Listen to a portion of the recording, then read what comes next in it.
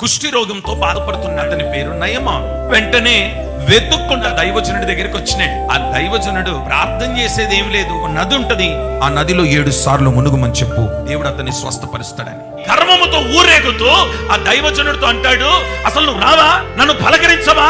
అసలు నేను ఇంత దూరం ప్రయాణం చేసి వచ్చి ఇంత పెద్దవాడిని, ఇంత టాలెంట్ నాకుంది, ఒక దేశానికి సైన్యాధిపతిని, నీ కాళ్ళ దగ్గరకు వస్తే నువ్వు నన్ను పలకరించవా? గర్వం. ఈ కుష్టి ఎప్పుడు తగ్గిందో తెలుసా?